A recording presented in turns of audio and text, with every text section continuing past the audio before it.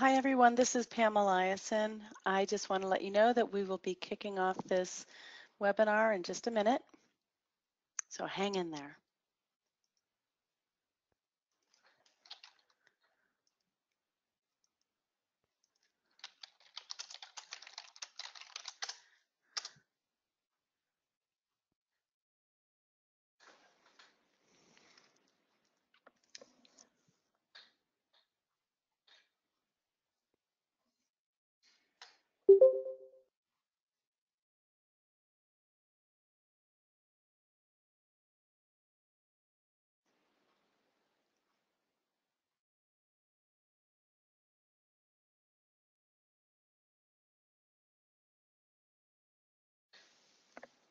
Before we get going, folks, I just want to let you know of a couple of things. One is that everybody will remain on mute during Mary's presentation.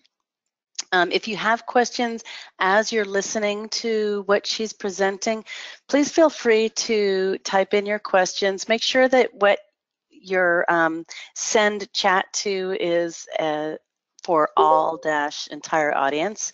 I'll be keeping track of those questions, and we'll do a question and answer period at the end of Mary's presentation. And at that time, we'll also unmute people if they would like to ask their question in person. The other thing that I want everybody to be aware of is that we will be sending out a survey to all attendees following the completion of this webinar.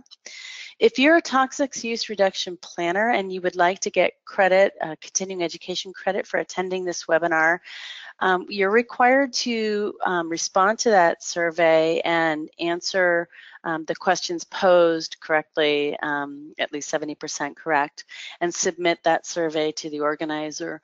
We'll take those results and submit them to MassDEP when you request credit for attending the webinar. If you are not a toxics use reduction planner and are just really interested in this topic, welcome. And we would also appreciate getting any feedback from you on any questions that you may have had that didn't get answered, any additional topics that you think we should be looking to do webinars on. Always looking for that kind of information and just feedback on how the webinar itself has gone for you. I'm not sure, Mary, if there are any documents that you're providing. If we do have any additional materials, we should be able to find those on our chat screen. If not, you're always encouraged to go to www.turi.org. You can go and find the section on, in fact, you can go to our search function and type in Beyond the MSDS or Beyond MSDS, and you will be directed to all of the materials that Mary's going to be walking us through today. So why don't we get started? Again, my name is Pam Eliason. I am the education manager here at the Toxics Use Reduction Institute. And one of the things that we're really looking forward to doing now and in the future is to be providing webinars for people to learn about some of the issues associated with toxics use reduction as part of our overall education program. I'm really happy to introduce Mary Buteau to you. Mary, I'm going to let you kind of introduce yourself and why it is that we're doing this webinar today on Beyond the MSDS. Thank you.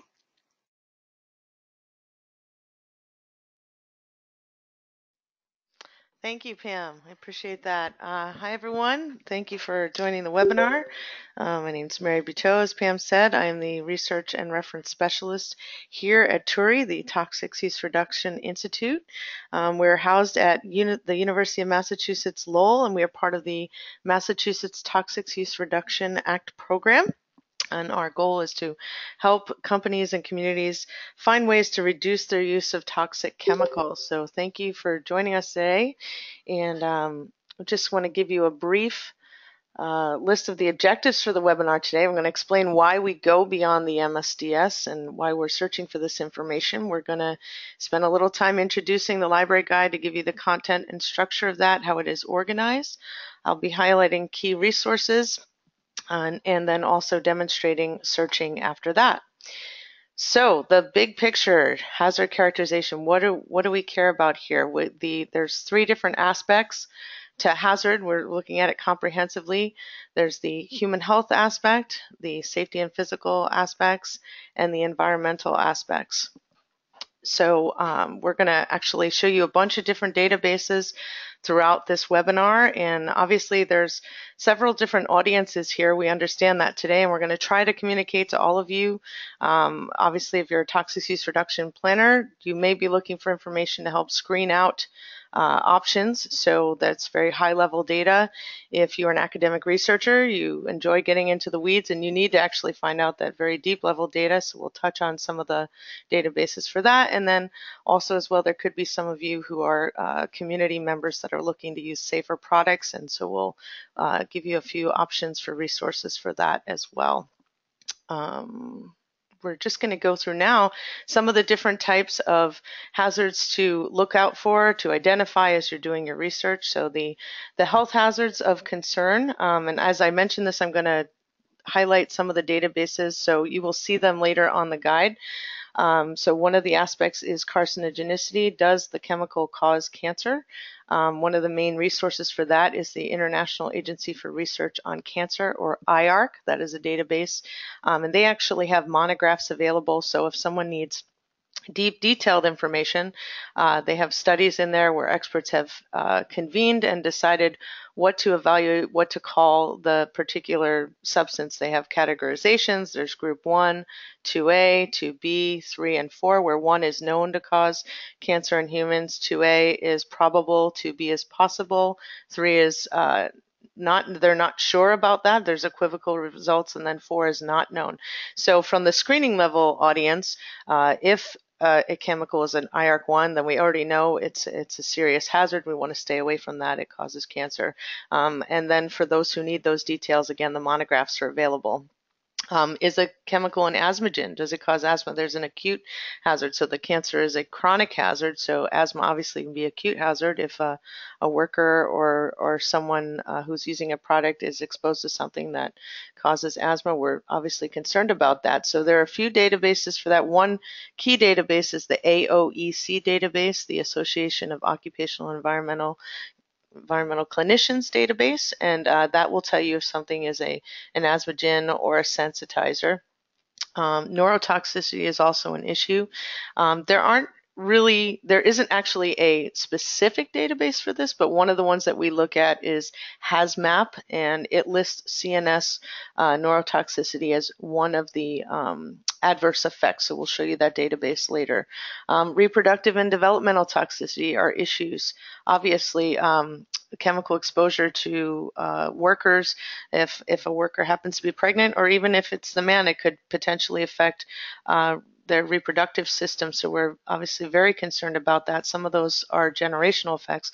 One of the key resources for that, and again, this is a high-level authoritative source because it convenes experts to decide this, which is similar to IARC, is the California Proposition 65 list. So these are chemicals known to the state of California to cause either reproductive toxicity, developmental toxicity, or carcinogenicity. So we know, again, at a screening level, if this chemical is on that list, that we know there is that hazard that is there. So endocrine disruption, this is an emerging endpoint of concern.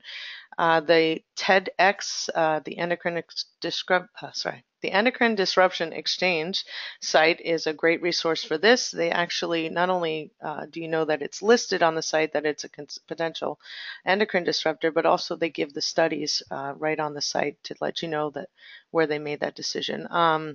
And then finally, sensitization and irritation are other concerns. So sensitizers, obviously, particularly in an occupational exposure where someone is exposed repeatedly, that can be of concern, and that can be either respiratory or dermal sensitization. So other hazards to consider. So obviously, it's not just the health hazard, as I mentioned, the big picture earlier. There's also physical safety hazards and environmental hazards. So some of the concerns, I guess, major concerns in safety, obviously vapor pressure. If a chemical has a high vapor pressure, it's more likely to volatilize, so that that is a concern. Inhalation exposure as well. And then the flash point is a concern if there's a low flash point, and it would be more likely to ignite. So you have an explosion hazard there potentially.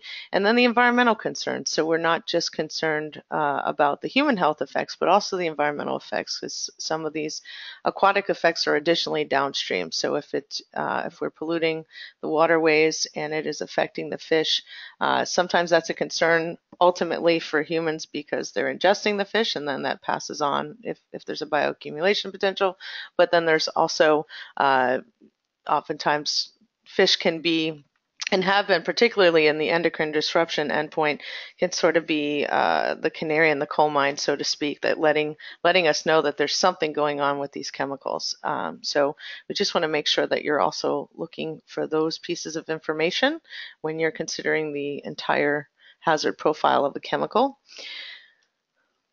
Okay, oops, sorry.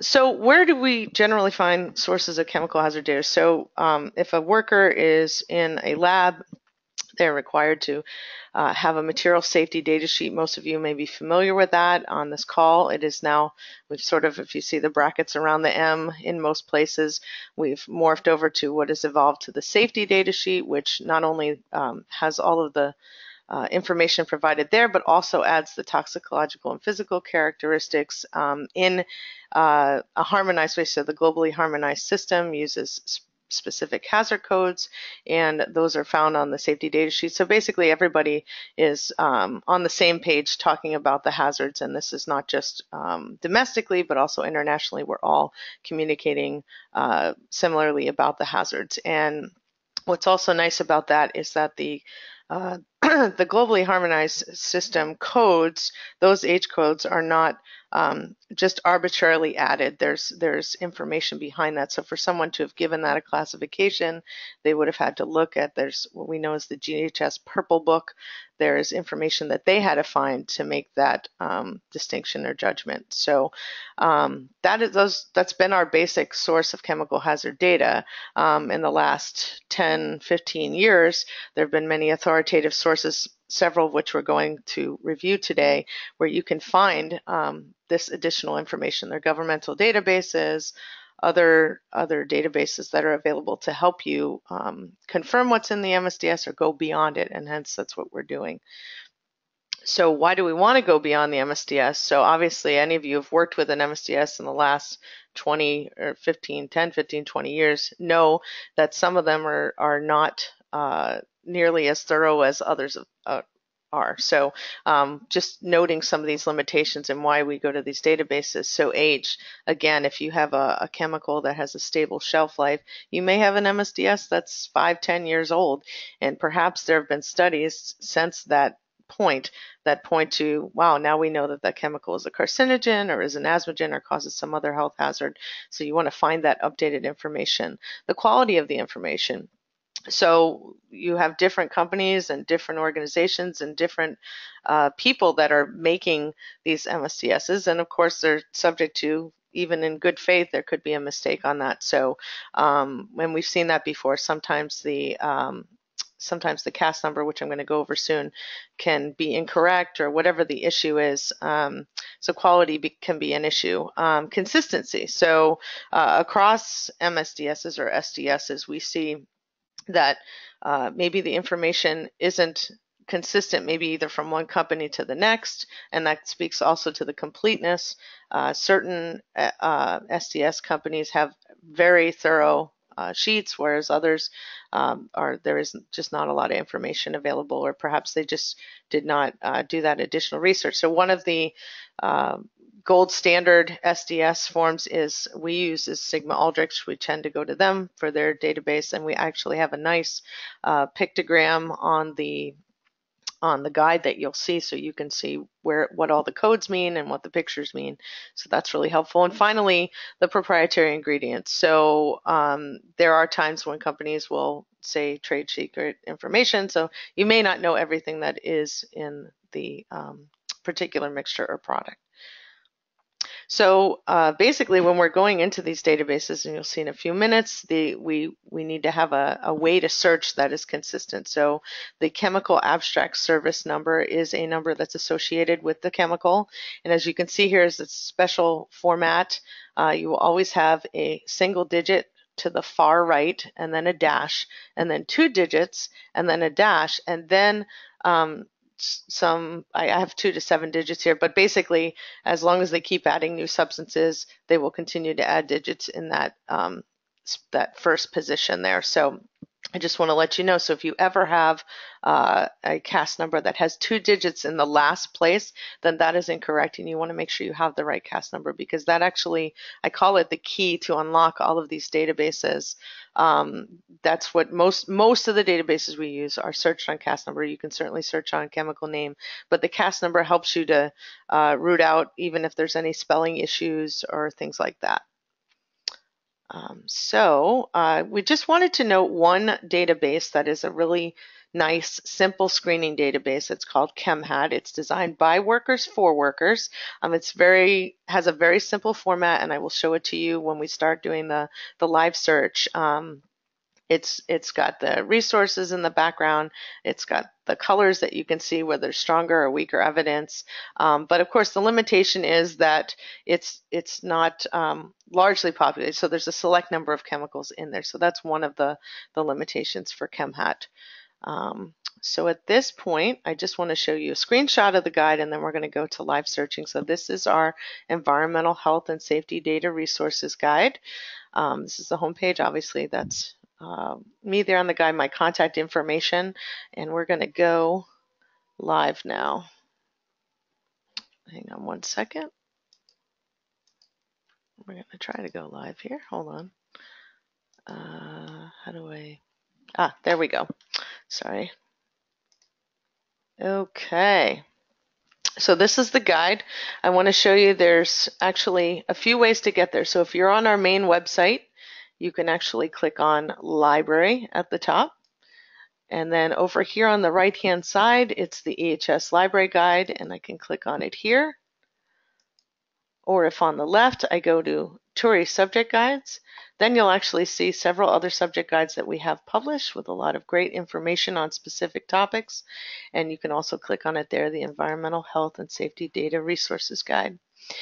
So just to talk about the structure of the guide, we have these tabs along the top, which you will later see correspond to the chemical hazard evaluation template, which is available in the materials section. You have 2 things in the materials section today. I just want to let you know about those. One is the chemical hazard evaluation template, and I'm just going to click on that real quick right now so you can see it. Actually, it's opening a Word file. We will have it in a PDF version. I was just having some trouble earlier with our PDF converter. But this is the file. But actually, I'm glad that it's in Word right now. So basically, you can gear this file to whatever endpoints are of particular interest to you. Sometimes people just want a quick screen, so they'll select maybe 9 or 10 of these endpoints and just fill in that information. But basically, how it's structured is this is the endpoint or a topic of interest here. So under environmental, health, safety, those tabs correspond to the library guide. And as you see the endpoint, it says carcinogenicity, and then you have IARC here, and then Prop 65, and the NIOSH Pocket Guide, and then the REACH database. So basically your endpoint is in bold italics, and then in the brackets you have which databases you can look at for the information. So that's just to give you a little tip about that. And again, we have that in the materials now, and also on the guide at the bottom it says tools for using this library guide. So on this homepage we have some of the databases that you would go to for general information that I use very often, and I'm going to search them in a minute. I'm going to go to a separate tab here. So on the health tab, you can just see again the structure of the database, how it's lined up. As you can see, carcinogenicity, that corresponds to the box in the chemical hazard evaluation template. And you can just, as you scroll over these links, in many cases there's a little pop-up window. It explains a little bit about the database and how you can put the information in. And so if I actually click on this, it will take me directly to that site. So now all I have to do is take my CAS number, put that in, and search, and I will find the information. It can take me to the monograph and such. So I'm not going to search all of the databases. We're going to search selected databases, but I just want to go back one more time also to the front. So one of the other resources you have under materials is the master key, which is also on the tools. So just wanted to let you know that that is basically the acronyms that are available that are throughout the guide, and it just defines that for you.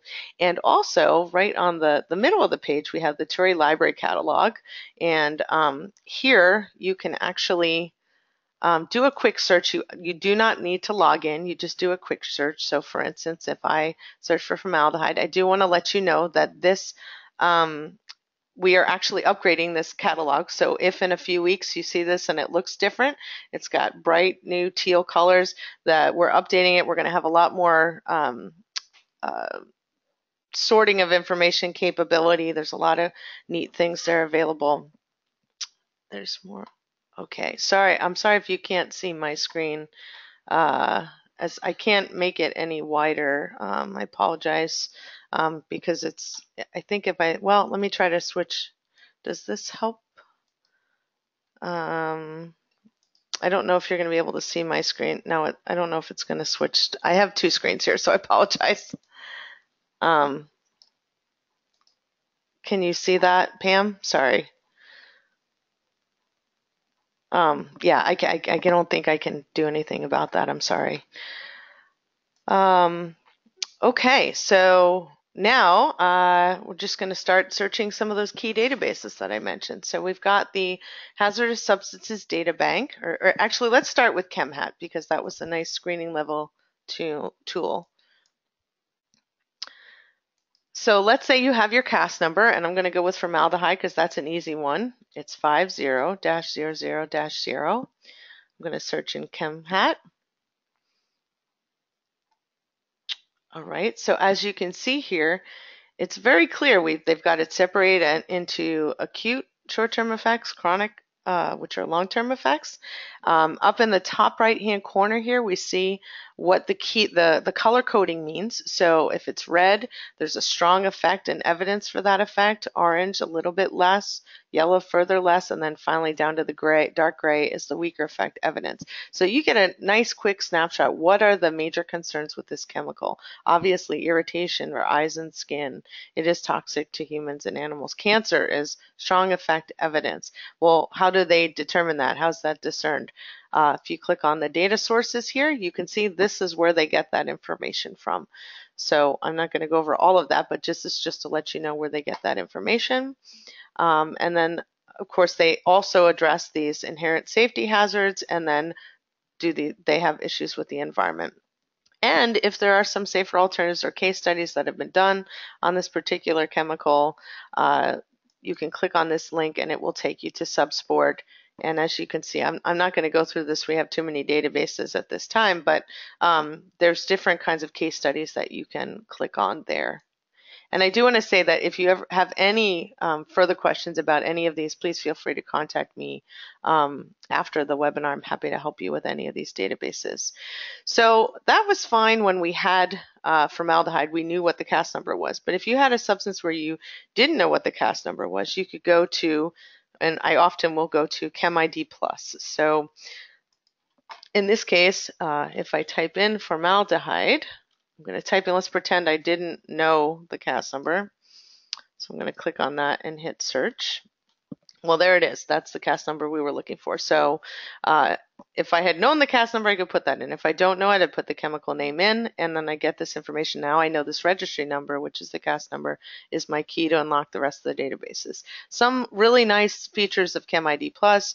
To the right, we have a structure here that you can actually copy this. So if you're perhaps comparing structural analogs in a database, you can copy and paste them in.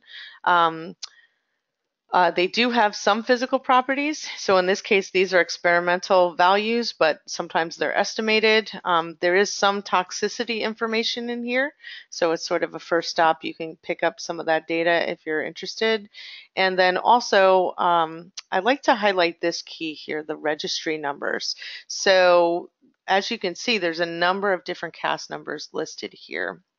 So that is because sometimes there are different grades of purity for a substance. There may be technical grade or food grade, or there may be different isomers or different percentages of a blend of a substance. And so those CAS numbers are different than what is the commonly known CAS number that we share, but they're also related. So where that comes into play, I'd say most importantly, is if you have a substance maybe that doesn't have a lot of data. So formaldehyde, obviously we have a lot of information on that, but if you had a substance that didn't have a lot of data, knowing what some of those other CAS numbers are might be helpful as you continue to search, because perhaps the information is coming up under one of the other CAS numbers. So that's just a quick highlight of ChemID Plus. So now we can assume we have our CAS number, we go back to the other databases.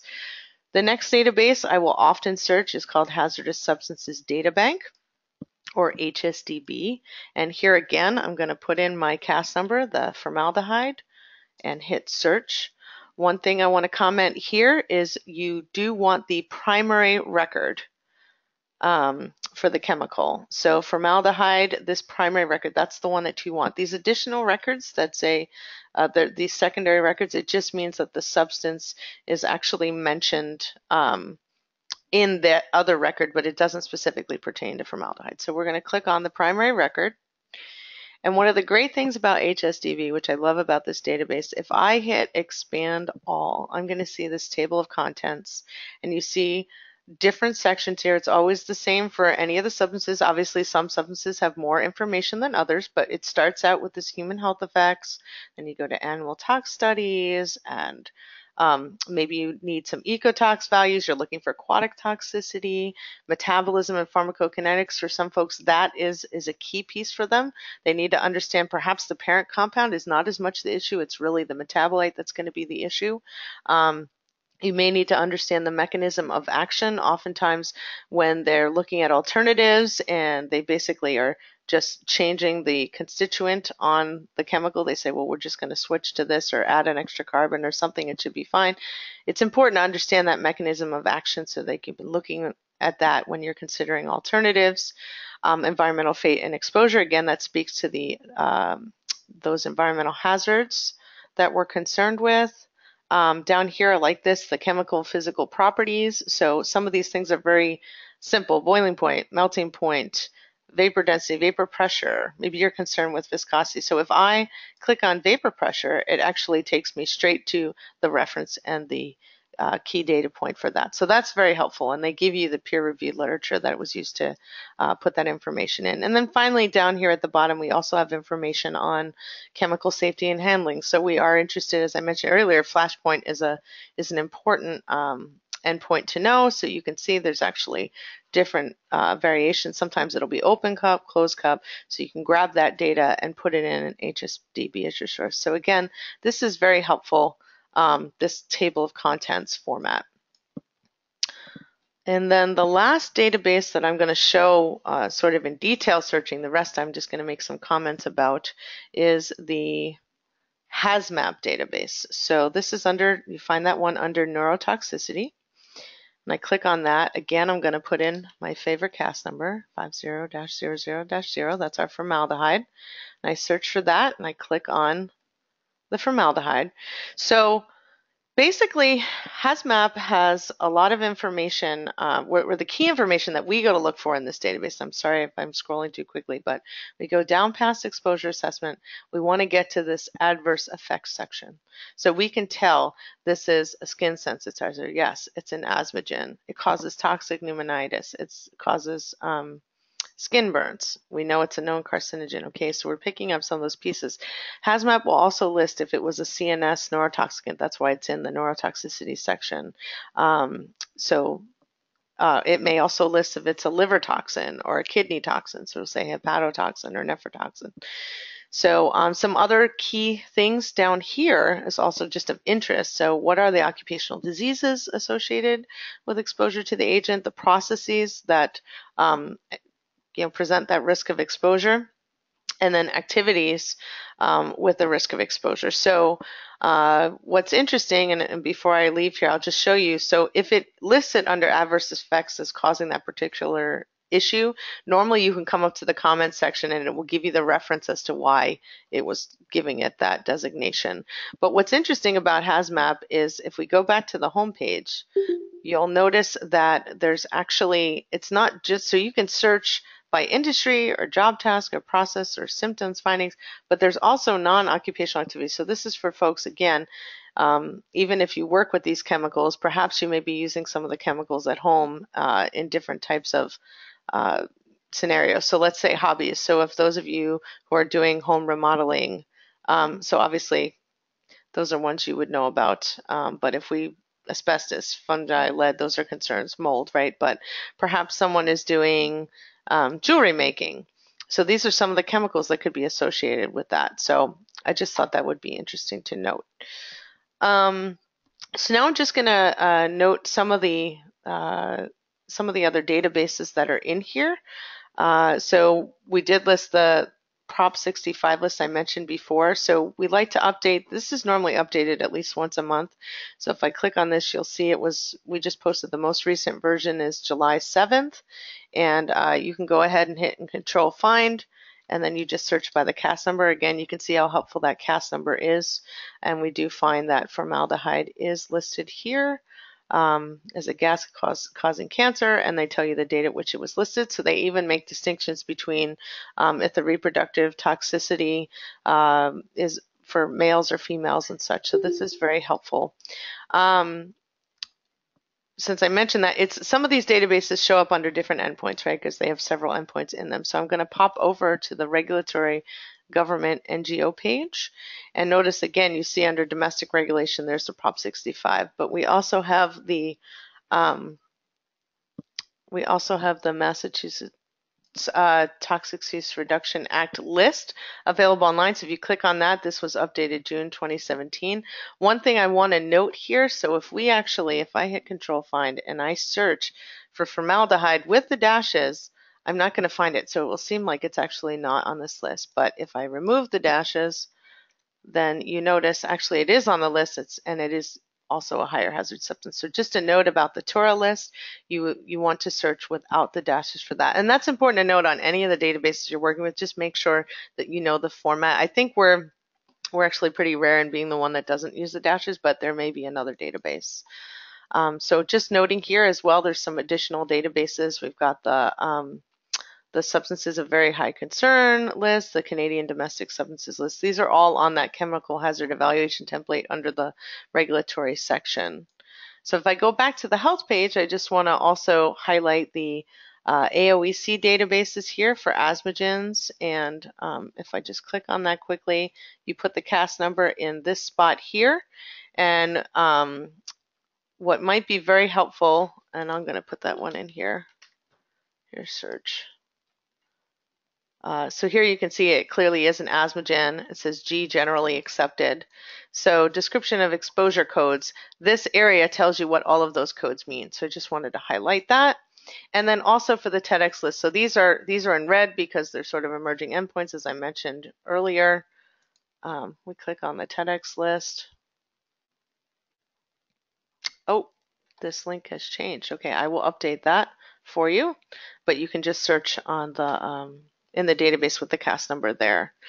So that is the basic overview of the guide. I'm going to switch back to the presentation now.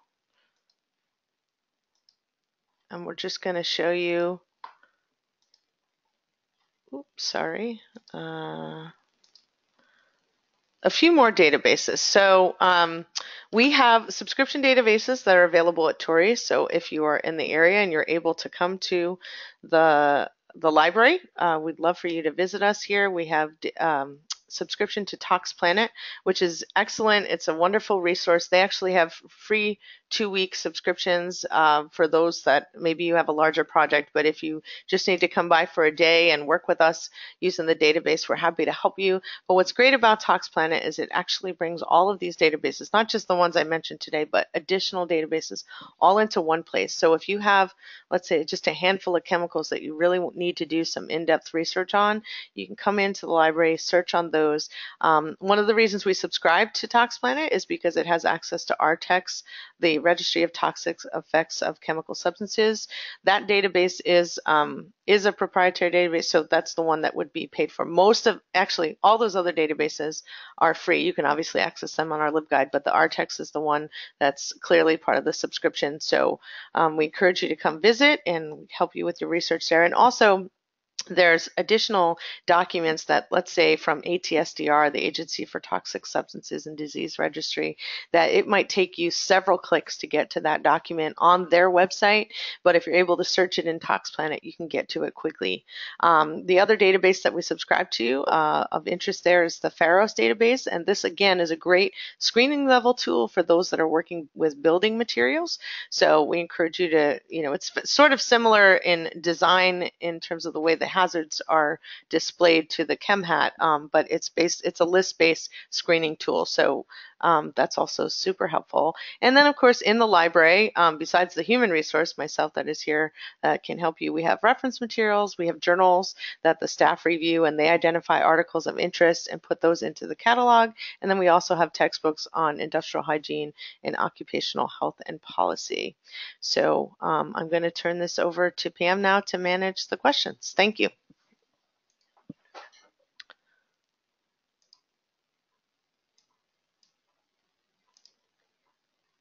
Okay, sorry about that. I was still muted. Thank you, Mary, for that real whirlwind overview of what is a really very rich resource. I have not seen any questions posted on the chat box. I apologize, folks. We're not going to be able to unmute you individually, so if you have a question, please do post that on the chat box. In the meantime, let me just start off by asking you, Mary, why did you create this resource? Thanks, Pam. Yeah, so this resource was actually originally born out of my own efforts to do research for the Massachusetts Science Advisory Board. So that is when I first came on board with TURI. I was doing research for them and continue to do research on all of the health and safety information on chemicals that they're considering for the list, whether it's to be higher or lower hazard or for listing, delisting. So basically I was having to, have spreadsheets of 60 chemicals, and I had to find all this information. And so I put this all in one guide, and then I thought this would be really helpful for other folks. So that's why we started to do that. And I have to say I agree. It really is an incredibly useful sort of one-stop shop to find information on hazardous chemicals. And as toxics use reduction planners, one of the things that we are often looking at are either chemical substitutes for a chemical that we may be using, or different chemicals that we could be incorporating into products to reformulate those products to get rid of the toxic chemicals we're concerned with. And so we really feel like this is a great resource for planners, because when you're looking at either input substitution or product reformulation, you really need to be thinking not only about whether or not these alternatives are technically and economically feasible, but also, are they actually safer?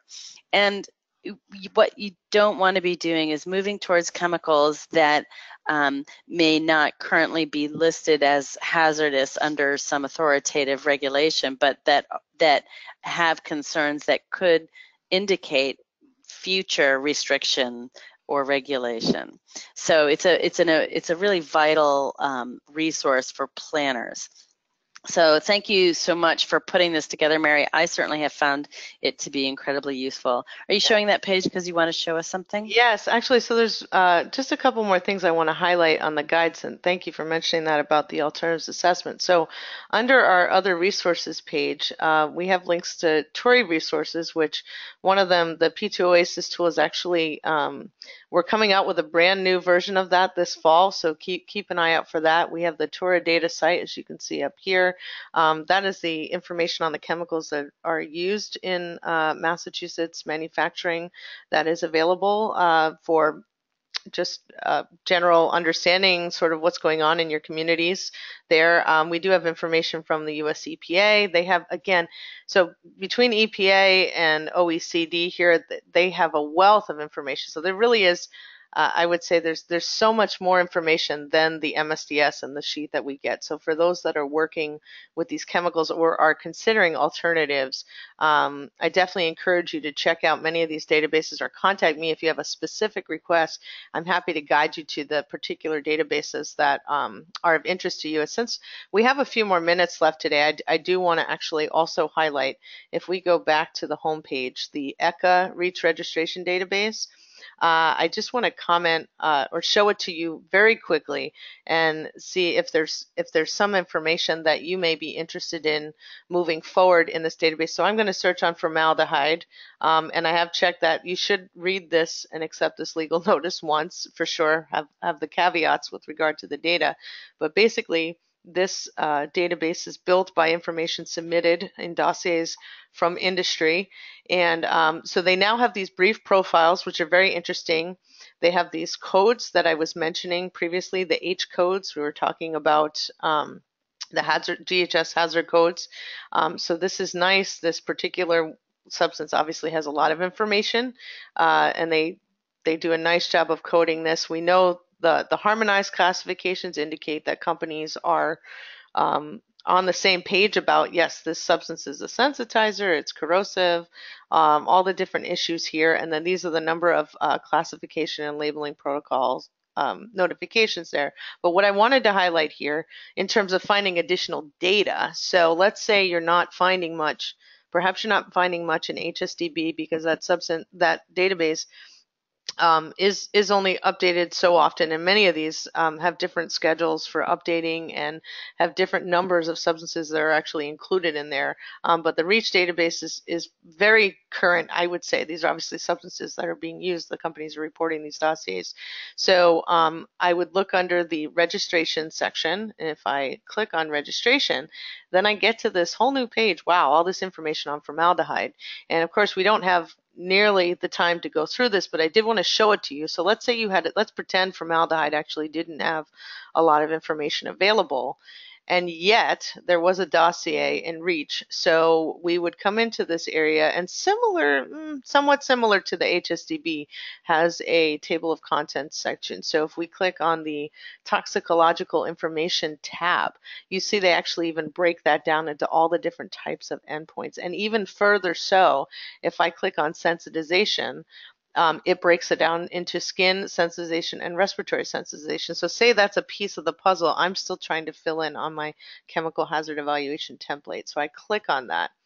And now, again, I mean, so those of you who like to get in the weeds, this is the database for you, because they've got, you see all these different experiments, and each of them means something. And again, I encourage you to contact us if you're interested in additional information. We're learning more about this day after day because it is a resource that I use for the SAB as well. But one thing just to quickly note is at the top, you see this reliability section. So one is reliable without restriction. So that type of study, you can say, okay, this data is solid. Two, there are some restrictions, and of course they give you the rationale for those issues. Three is additional I would say unreliability, and four, I would just ignore those studies really, because there's probably so many issues with it that they don't want to, they have no confidence in the data. So as you can see, you have all this different information in here. Some other things to look for. Is it actually on the test substance, or is it read across? Are there analogs being used in a particular entry? So as I said, I'm not going to go into all of that, but I just wanted to give you a quick highlight. And even at the bottom, that's sort of where you get to that. What is the summary conclusion? Is it sensitizing or not? Clearly, in this case, interpretation of results, it is sensitizing. So I guess that would be it, Pam. I think again, anybody on the call today can see there's so many different databases. But I'm Thanks, happy Mary. to help you with any of them. So thank you. Yeah, and I would just point out too that to the folks on the webinar, clearly Mary is very familiar with and comfortable with searching in all of these things, and it can get tricky. Mary's done a great job of providing some of the high-level resources right there on the home page. And we are always happy to help you walk through that. don't see questions from others, but I do have a couple other questions that I wanted to ask you about, Mary. Sure. While you were talking about some of the endpoints, you mentioned that sometimes the chemical of concern is not the parent chemical, but the metabolite is the term that you used. Could you just describe what that means and when we might want to be looking out for that kind of a issue? Okay, yeah, so what that basically means is, so there's a substance, say that someone is exposed to a substance, and then that substance will break down as it's absorbed and distributed, metabolized, and excreted in the body. As it breaks down in the body, it will break down into some other substance that now that particular substance, maybe we know more about. We know that that substance is perhaps a liver toxin or a kidney toxin, and so the original substance, the parent compound, may not have those hazards. Maybe it's safe, from a physical safety perspective or from an environmental perspective, but as the particular substance metabolizes in the body, that metabolite causes more issues. So that's where we're concerned with that. A lot of times we'll look at that when we're looking at whole families of chemicals. We're looking at an entire category. So perhaps we know, let's say the list is there's a substance with 3 carbons, 4 carbons, 5, 6, 7, 8, they're adding carbons to a chain. And we know information about 3 and 4 and maybe 7 and 8. We don't know about what's in the middle. Sometimes that metabolite information is important because that may help us fill in the gap in terms of what pieces are missing when we know that as substances break down, so metabolizing is in the body versus just regular degradation or breakdown, which would be in the environment. So I don't know, does that answer your question? Yeah, no, that's terrific. Thank you. Again, I just want to remind folks we have a little more than 10 minutes and would really love to see if you have any questions for Mary yourself. I certainly have more. I'm happy to keep the conversation going.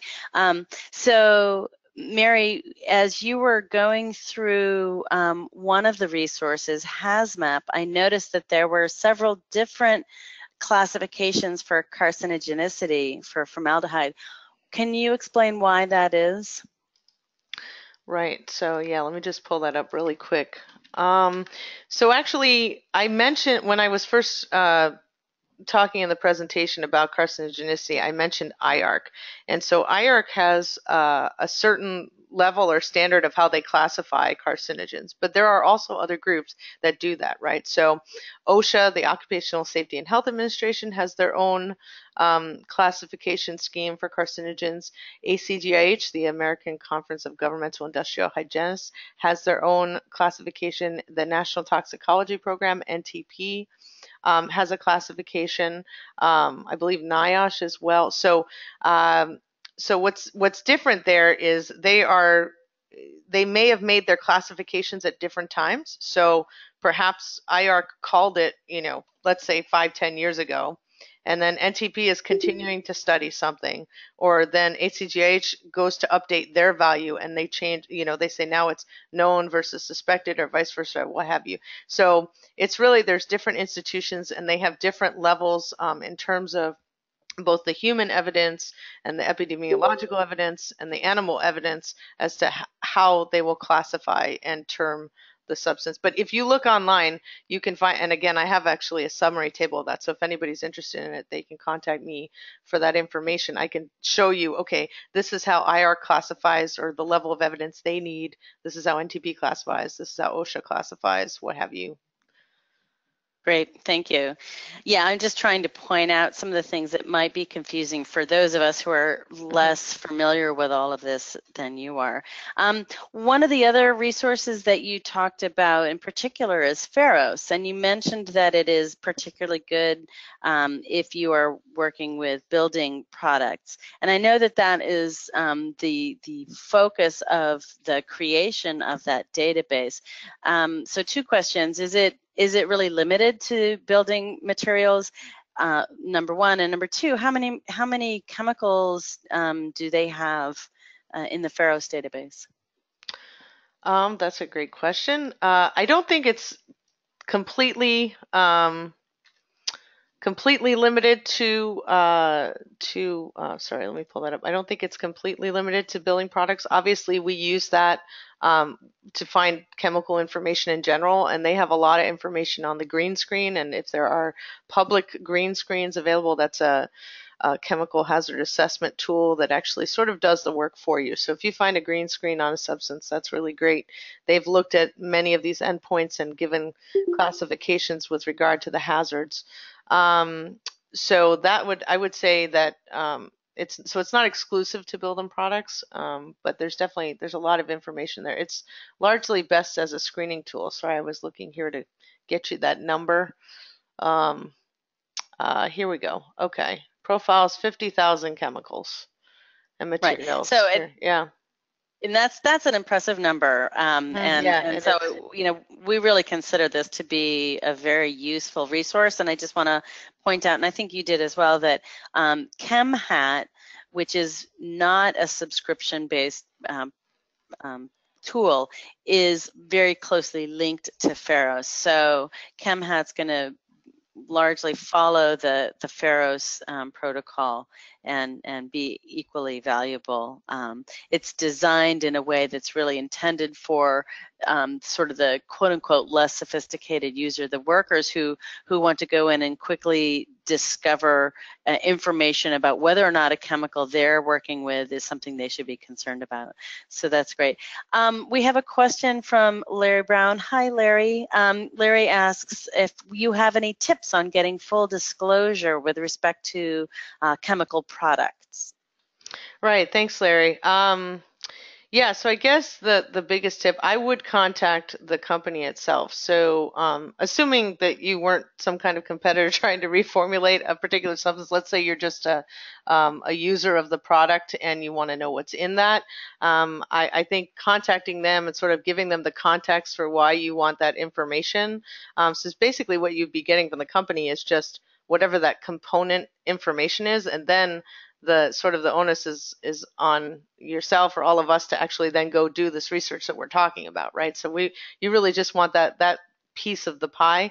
So I think hopefully companies, let's see, look, it's best to get, okay. I'm sorry, I'm just reading your comment here. From your experience, it's best to get the CAS number from the manufacturer rather than looking it up yourself.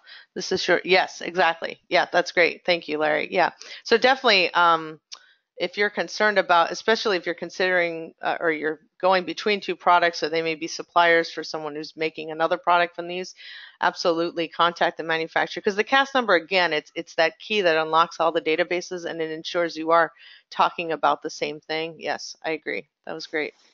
And I would add too that we have experienced looking at safety data sheets or material safety data sheets, and the CAS number listed for a chemical constituent was actually incorrect, which sends you in an entirely wrong direction. So there are definite limitations associated with the safety data sheets, and so making sure that you have the correct CAS number and then doing your own research is, I think, a really important thing to be able to do to make sure that chemical substitutes that you're considering are in fact safer than the toxic chemical you're looking to replace.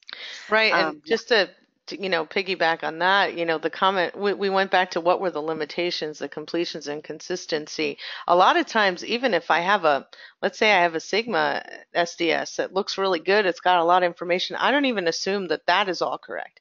I will often go to these databases. It should, so theoretically, right, they all line up. So I look at the database, I'm sort of QCing that they're common information. Now that doesn't still mean it's 100% right. They could have gotten it from the database I went to, but at least we know that that's correct, because sometimes you may find that there's actually an error and it could be tenfold or 100-fold, and those errors could be very important in the context of an occupational exposure or what have you, what you're doing. So it is really important to, since those resources are out there, to just take that extra step to confirm that the information you have is as accurate as possible.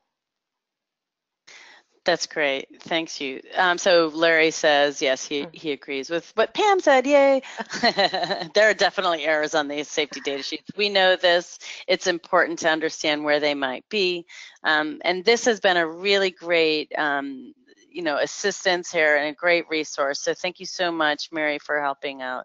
I want to, before we wrap it up, I want to let folks know that we have a number of webinars scheduled in the future. One in particular is the relaunch of the P2 Oasis tool that Mary pointed out earlier. P2 Oasis stands for Pollution Prevention Options Assessment System. It was designed specifically for toxics use reduction planners. That webinar has been postponed. We're right now beta testing the tool itself, and we wanted to get as many of the bugs worked out before we demonstrated the use of the tool. So we're rescheduling that for early November, hopefully. So please do stay tuned. I think that that's something that, in particular for toxics use reduction planners, will be very useful.